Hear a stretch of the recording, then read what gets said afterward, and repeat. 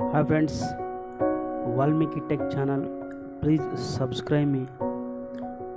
Watching all viewers, thank you so much. And Universal ku thank you so much. Thank you so much. ఈరోజు ఒక చిన్న అంశం, అలాంటిది ఒక చిన్న కథ, స్మాల్ స్టోరీ దానికి సంబంధించింది. ఈ సమాజంలో మన యొక్క జీవించడం విధానం దేని మీద ఆధారపడి ఉంటుంది అనే బేసిక్ మీద కొందరు పెద్దలు, నేను కొన్ని బుక్స్ చదివినాను, వాటి బేస్ మీద ఒక చిన్న ఆలోచన గురించే చెప్తా. ఏం లేదు, మనిషి ఆలోచన విధం ఎలా ఉంటుంది, అలాగే వాని యొక్క జీవితం ఉంటుంది. రిచ్గా ఆలోచన చేస్తే రిచ్గా ఉంటాడు, చాలా తక్కువ ఆలోచించడానికి తక్కువగా ఉంటాడు. ఇక్కడ ఈ రిచ్ తక్కువ ఎక్కువ అనే ఏం ఆలోచన ఉండదు. మనిషి యొక్క ఆలోచన, వాడు ఏం ఆలోచన చేస్తాడో ఆ విధంగానే తన యొక్క కర్తవ్యాన్ని, తన యొక్క పనిని నిర్వహించుకుంటూ పోతాడు ఈ సమాజంలో, ఈ విషయంలో. కాబట్టి మన బీదవాడు కానీ మనకు ఆలోచన ఇంతే చాలు, నాకు ఇంతే ఇచ్చాడు దేవుడు నాకు అనే ఒక ఆలోచన మైండ్తోనే ఉంటాడు. కాబట్టి అలా కాకుండా మన ఆలోచన విధానాన్ని మనం చేంజ్ చేసుకోవాలి.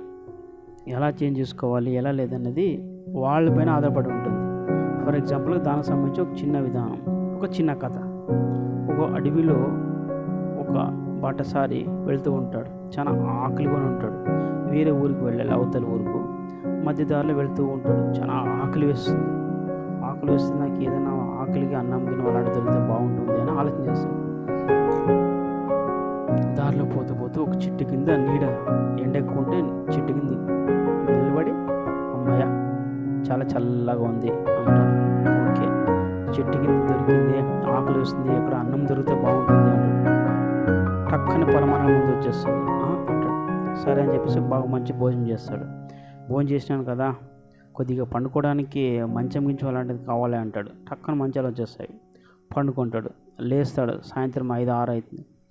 బాగా మంచి నిద్ర పట్టిందయ్యా, ఏం నేను అనుకున్నాను జరుగుతున్నావు, ఏంది ఇక్కడ అన్నం కావాలంటే అన్నం వచ్చింది, మంచం వచ్చింది, అన్నీ జరుగుతున్నావు కదా.